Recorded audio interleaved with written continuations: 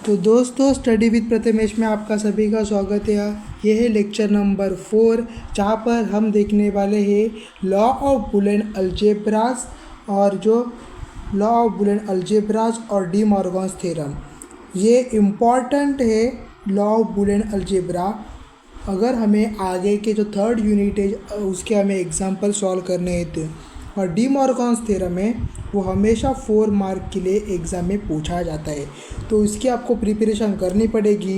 ये मैं अच्छी तरह से कॉन्सेप्ट आपको क्लियर करके देने वाला हूँ। और अगर आप चैनल पर नए हैं स्टडी विद प्रथमेश में, तो आप चैनल को सब्सक्राइब कीजिए और लाइक करना मत भूलिए, क्योंकि लाइक आप करेंगे तभी तो मेरा कॉन्फिडेंस बढ़ेगा और मैं अच्छी से अच्छी वीडियो आपके लिए रोज़ लाता रहूँगा। तो हम यहाँ पर अच्छे से ट्रिक देखेंगे कि कैसे हमें बुलियन लॉ को निकालना है और उसको प्रूफ करना है। और मैं आपका यहाँ पर ज़्यादा टाइम नहीं लूँगा और मैं अपना कॉन्सेप्ट यहाँ पर स्टार्ट करता हूँ। दोस्तों, अभी हम देखते हैं कि हमारा जो लॉ ऑफ बुलियन अलजेब्रा है बहुत ही इम्पॉर्टेंट टॉपिक है।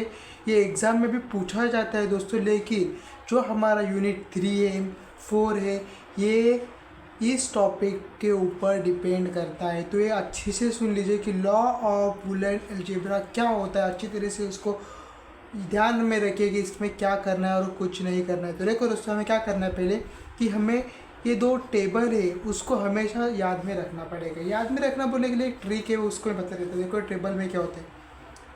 सबसे पहले जो हमारा लॉ है वो कहता है कि बुलियन एडिशन और बुलियन मल्टीप्लिकेशन। मतलब क्या होता है दोस्तों, देखो कि बुलियन एडिशन मतलब क्या, ए प्लस बी। हमेशा देखो ए और बी, हमने यहाँ पर ए और बी यहाँ पर लिख दिया है। तो अभी हमें क्या करना है दोस्तों, देखो कि 0 0 1 1 हम जो लेते हैं 0 1 0 1। अच्छा दोस्तों, 0 0 1 1 0 1 0 1। अच्छा दोस्तों, तो आगे हमें इसका आउटपुट निकालना है। ए प्लस बी करना है। अगर हमें इसका ए प्लस बी निकाले तो हमेशा इधर देखो 0 0 0 होता है, बाकी सब 0 प्लस 1 1, 0 1 प्लस 0 1 1 प्लस 1 1। मतलब हम सिर्फ 0 प्लस 0 0 करना है, बाकी सब में हमें यहाँ पर 1 करना है। ये टेबल आपको अच्छे से याद रखना पड़ेगा। और दूसरा टेबल मल्टीप्लिकेशन के लिए ये हमें याद रखना पड़ेगा। तो हमें ये याद रख सकते हो, सेम हमने यहाँ पर भी 0 0 1 1 0 1 0 1 मल्टीप्लिकेशन के लिए ए डॉट बी मतलब मल्टीप्लिकेशन। मतलब 0 से 0 को अगर मल्टीप्लाई करेंगे तो 0 आ जाएगा, 0 से 1 को मल्टीप्लाई करें तो 0 आ जाएगा, 1 से 0 को मल्टीप्लाई करेंगे तो 0 आ जाएगा, और 1 इंटू 1 हमेशा 1 आ जाएगा। देखो मतलब हमें क्या करना है, 1 और 1 को 1 करना है, बाकी सबको 0 कर देना है मल्टीप्लिकेशन के स्कीम में। ओके, तो मल्टीप्लिकेशन एडिशन का हमने पहले यहाँ पर टेबल देख लिया है। अच्छी तरह से आप ये नोट डाउन कर लीजिए। अगर आपको लॉ ऑफ बुलियन अलजेब्रा अच्छी तरह से सॉल्व करना है तो बहुत ही इंपॉर्टेंट कॉन्सेप्ट है दोस्तों। अच्छा, तो आप देखो क्या करते हैं कि बुलियन एडिशन और बुलियन मल्टीप्लिकेशन। अच्छा दोस्तों, बुलियन एडिशन और बुलियन मल्टीप्लिकेशन और देखते हैं।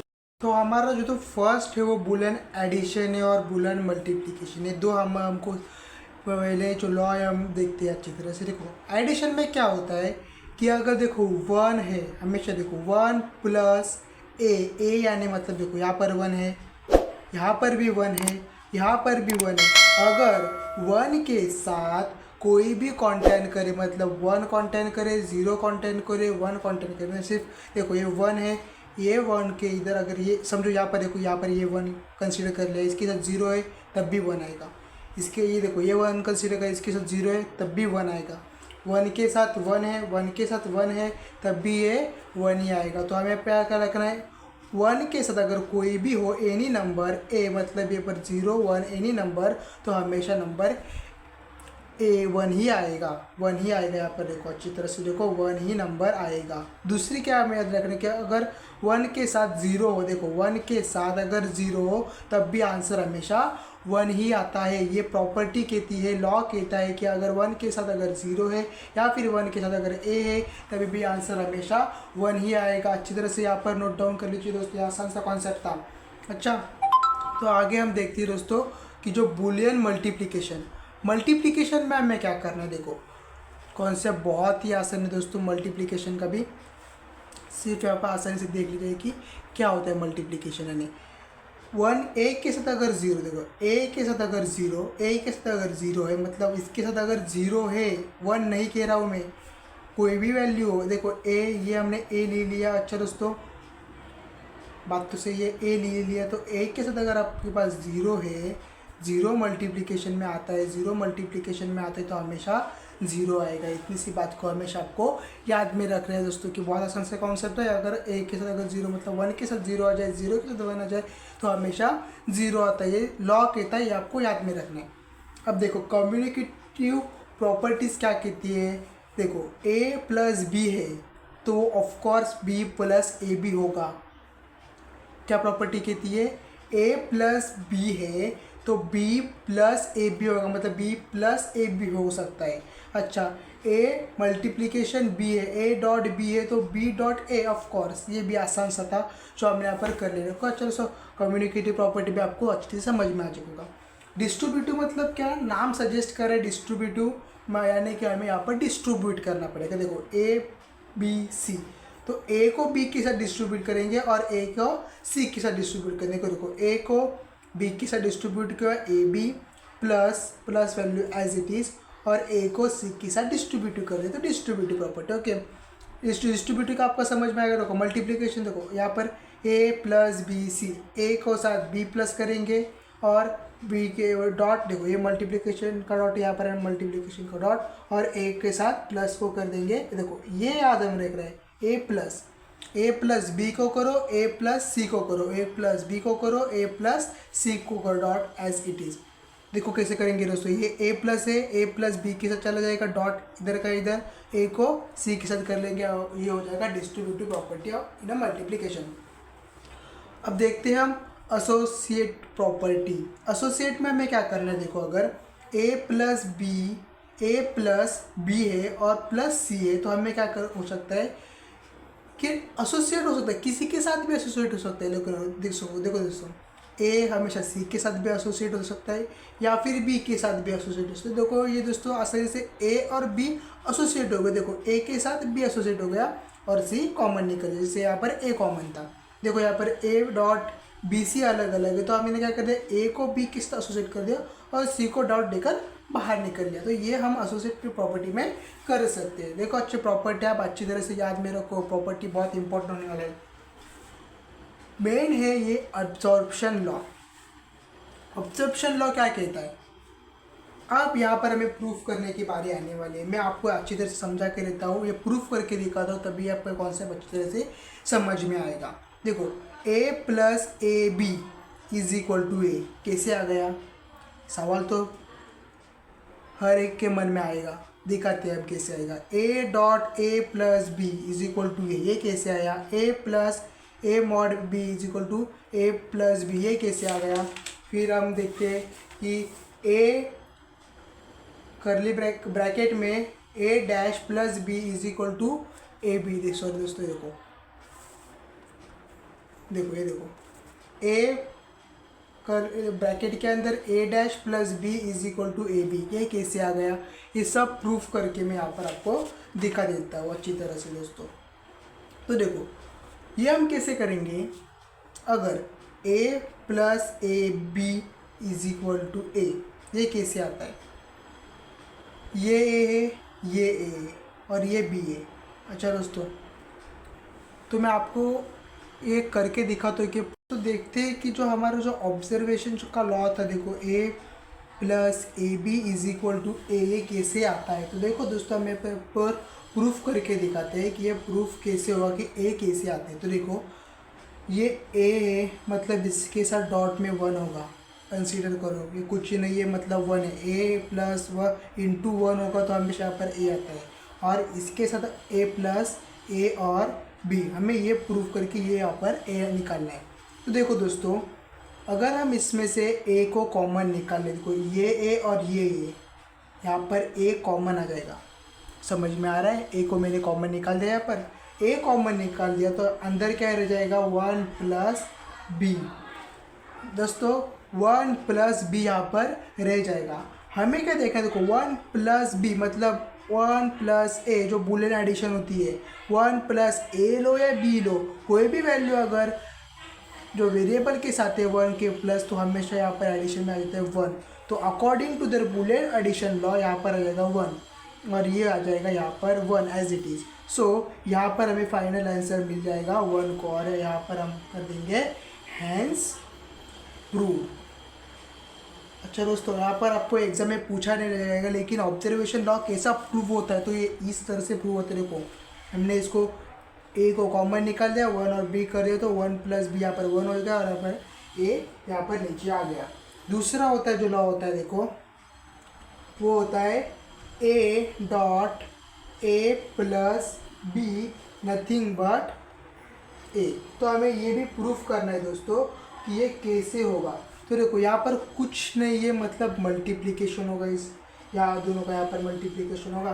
तो देखो ए इंटू प्रूव करना है, ए इंटू ए अगर हमने कर दिया, ए इंटू ए को अगर मल्टीप्लाई कर दिया तो वो आ जाएगा ए डॉट ए, समझा दोस्तों। और ए डॉट बी के साथ मल्टीप्लाई करोगे, या ए डॉट बी के साथ मल्टीप्लाई करो, plus sign as it is A dot B के साथ मल्टीप्लिकेशन कर दिया।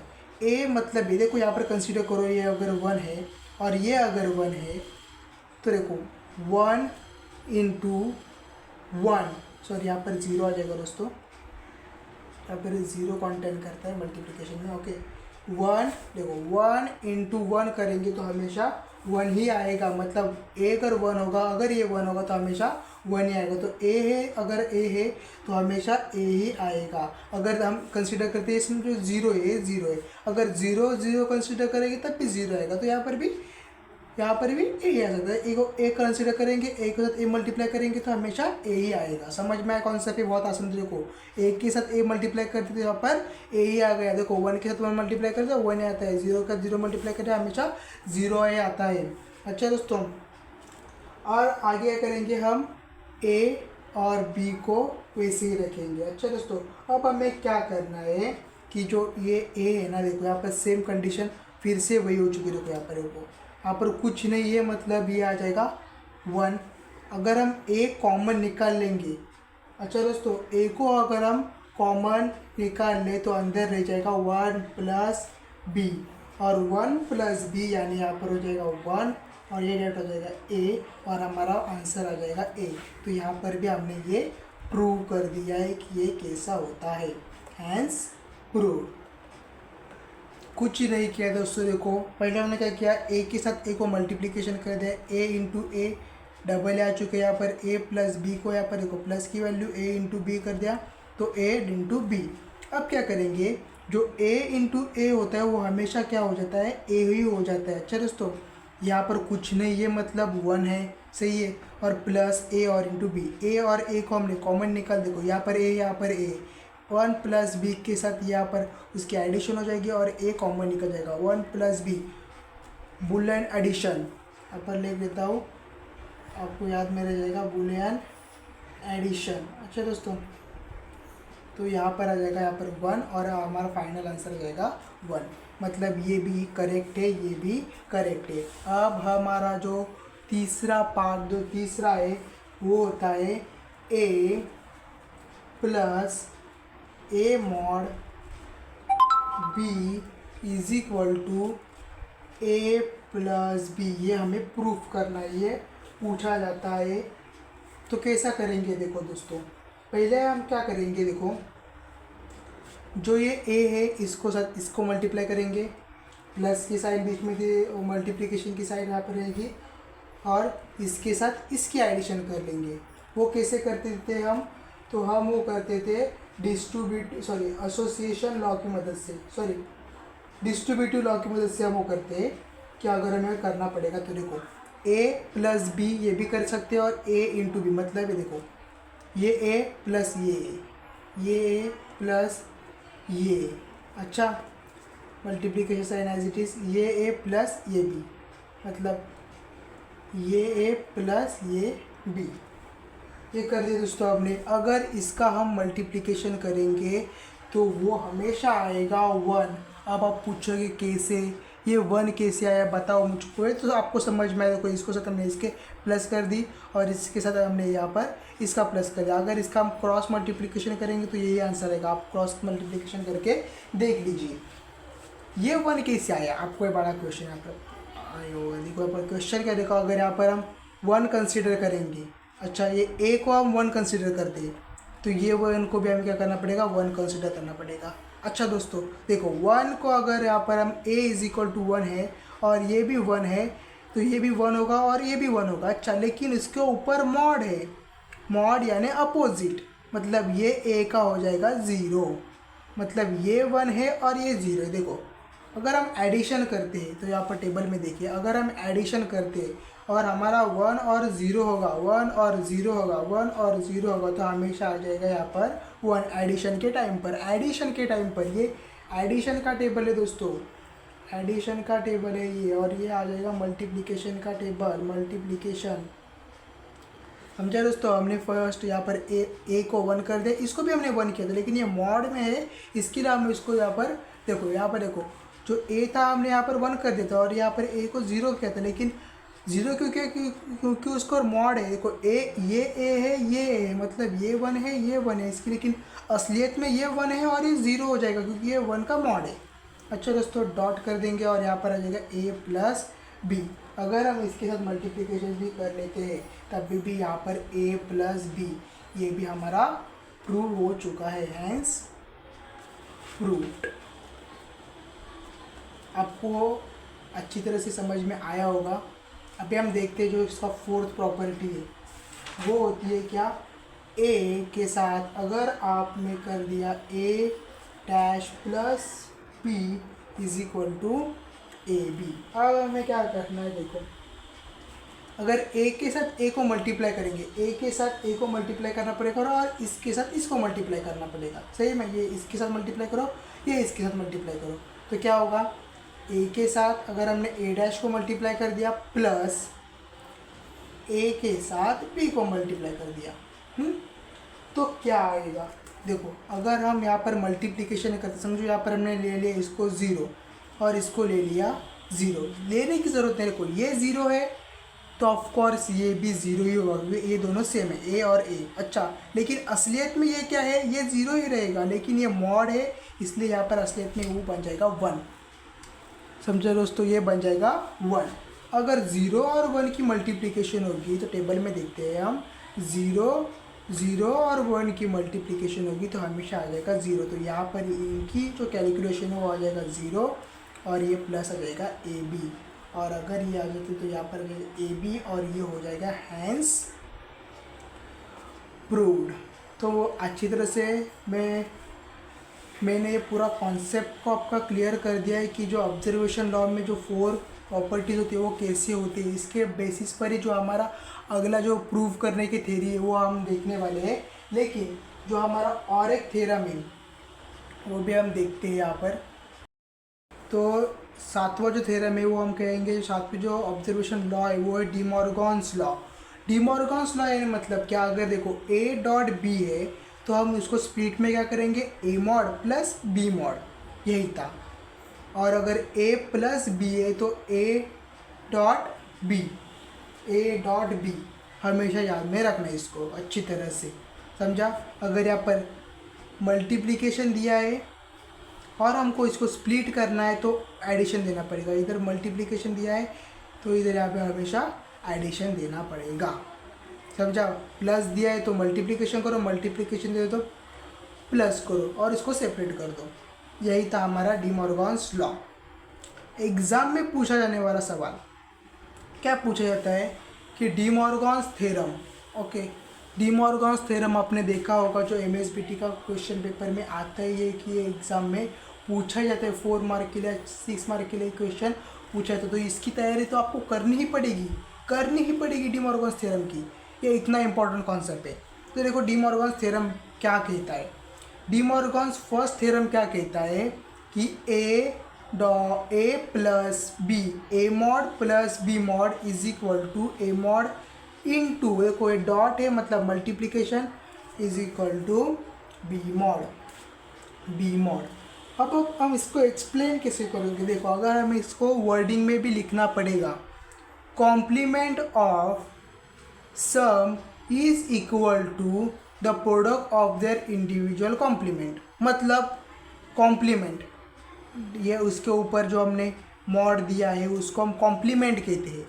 तो complement of sum, complement of sum, complement of sum is equal to complement of their individual complement, sorry, product of their individual complement means complement of sum is equal to product of their individual complement। जो मतलब हमारे जो उसकी addition है, सम है, complement की जो sum है वो इक्वल टू है product of their individual complement. ये हमें प्रूफ करके दिखाना पड़ेगा। तो पहले हम कैसे प्रूफ करते हैं देखो दोस्तों, यहाँ पर एग्जाम में ये पूरी स्टेप लिखनी पड़ेगी, तभी आपको यहाँ पर 2 मार्क मिल जाएंगे। देखो ए कॉलम करो, बी कॉलम करो, 0 0 1 1 0 1 0 1, ये कर दिया आपने। अब हमें क्या करना है, ए प्लस बी का कॉम्प्लीमेंट निकलने दो, ए प्लस बी का कॉम्प्लीमेंट निकलना है, ए प्लस बी का कॉम्प्लीमेंट निकलना है। तो वो हमको पहले निकालना पड़ेगा। देखो कॉम्प्लीमेंट मालूम, देखो पहले तो हमें क्या करना पड़ेगा, ये ए प्लस बी का कॉम्प्लीमेंट हमने साइड में निकाल लिया अच्छी तरह से। ए और बी इसका भी हम साइड में कर देते हैं। तो ए मॉड और बी मॉड यहाँ पर भी हम कर लेते हैं। पहले ए मॉड मतलब ये 0 है वो 1 हो जाएगा, ये 0 है ये 1 हो जाएगा। ए का कॉम्प्लीमेंट यानी 1 मतलब 0, 1 मतलब 0, मतलब क्या है देखो, ए का ए मॉड निकाल लीजिए पहले, 0 का 1, 0 का 1, 1 का 0, 1 का 0। बी का कॉम्प्लीमेंट भी निकाल लीजिए, बी का कॉम्प्लीमेंट देखो, बी मतलब 0 है 1 आ जाएगा, 1 है 0 आ जाएगा, 0 है 1 आ जाएगा, 1 है 0 आ जाएगा। कॉम्प्लीमेंट मतलब मॉड, कॉम्प्लीमेंट हमने कर दिया, इसका अपोजिट कर दिया है। अब ए प्लस बी का कॉम्प्लीमेंट, हमें यहाँ पर ए प्लस बी का कॉम्प्लीमेंट निकालना है। तो देखो ए प्लस बी का कॉम्प्लीमेंट मतलब ए प्लस 1 इंटू 1, ये 1 हो जाएगा, बाकी सब यहाँ पर 0। 1 इंटू 1 प्लस कर रहे हैं हमने पहले ही देखा था, अगर हम प्लस करते हैं तो 1 इंटू 1 1 होता है, बाकी सब यहाँ पर 0 हो जाएगा। कर ले, ये काम अपने कर दिया, निकाल लिया ये। और अगर इसका हम मल्टीप्लिकेशन करेंगे तो हमेशा हमको पता है कि जो 1 प्लस 1 है ये 1 हो जाता है और बाकी सब 0 हो जाएगा। मतलब 1 के साथ अगर 0 कॉन्टेक्ट करते हैं 0, इसके साथ अगर हम 0 के साथ 1 की मल्टीप्लाई करेंगे 0, 0 इंटू 0 करेंगे 0, मतलब जो हमारा 3 कॉलम है और जो हमारा 6 कॉलम है वो सेम है। किसे सेम है, 1 0 0 0 1 0 0 0। आसान सा कॉन्सेप्ट था। देखो column 3 equal to column 6, hence A plus B is equal to A dot B, hence proof. यही था, हमें यहाँ पर 2 मार्क यहाँ पर आसानी से मिल जाएंगे। सेकेंड लॉ का, ये हमारा फर्स्ट लॉ था डी मॉर्गन का। अच्छा दोस्तों, सेकेंड लॉ भी हम देख लेते कि क्या सेकेंड लॉ में पूछा गया है। सेकेंड लॉ भी आसान है। देखो complement of product is equal to sum of their individual complement, मतलब ये यहाँ पर सीधे ओर से लिखा था A plus B, complement A plus complement B is equal to complement A into complement B. इसमें क्या देखा है कि अगर A complement dot B complement अगर मल्टीप्लाई करते हैं तो A complement plus B complement इसकी एडिशन होगी। तो वही लिखा है, देखो complement of product, complement of product, ये कॉम्प्लीमेंट है, ए और बी कॉम्प्लीमेंट है, complement of product is equal to sum of their individual complement. समझ में आया कुछ? देखो complement of the product, complement of product is equal to sum of their individual complement. अच्छी तरह से आपको समझ में आ चुका होगा। लाइन 12 मैंने एक्सप्लेन किया, ये कॉम्प्लीमेंट है ये दोनों, अगर इसके हम प्रोडक्ट करते हैं तो वो इक्वल टू होगा देयर इंडिविजुअल्स ऑफ सम। ये हमें प्रूफ कर रहा है। तो पहले हमें क्या करना है, ए को निकालना पड़ेगा, बी को निकालना पड़ेगा, मतलब 0 0 1 1 0 1 0 1। समझ में आया कुछ? 0 0 1 1 0 1 0 1, ये तो सेम है, सभी भी हम यहाँ पर सेम यूज करते हैं। अब हमें क्या करना है, इसका कॉम्प्लीमेंट निकालना पड़ेगा। ए का कॉम्प्लीमेंट ए डैश, मतलब 0 का आ जाएगा 1, 0 का आ जाएगा 1, 1 का आ जाएगा 0, 1 का आ जाएगा 0। बी का कॉम्प्लीमेंट निकालेंगे यहाँ पर, तो 0 का 1, 1 का 0, 0 का 1, 1 का 0। फिर से हमें वही करना है, देखो ए डॉट बी का हम कॉम्प्लीमेंट निकालने वाले हैं, मतलब इस दोनों को हमको मल्टीप्लिकेशन करके देना पड़ेगा। मल्टीप्लिकेशन मतलब क्या, अगर हम किसी भी वैल्यू को ज़ीरो से मल्टीप्लाई कर देते हैं तो हमेशा यहाँ पर ज़ीरो ही आ जाएगा। देखो 1 0 0 0, समझे दोस्तों। और अगर हम इसकी एडिशन कर देते हैं तो 1 × 1 1 आ जाएगा, बाकी और 0 0 0।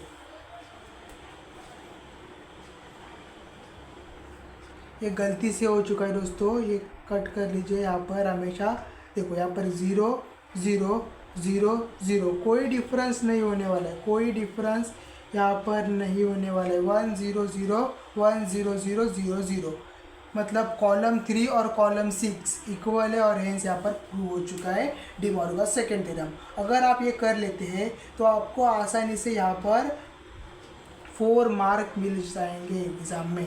तो इसकी प्रिपरेशन कर लीजिए। अगर कुछ यहाँ पर गलत लग रहा है तो आप मॉडल आंसर में चेक करिए, मॉडल आंसर में ये कंपैरिजन कीजिए, आंसर सेम है क्या। अगर कोई डिफरेंस होगा तो मुझे कमेंट कर लीजिए, लेकिन मॉडल आंसर में चेक करना मत भूलिए।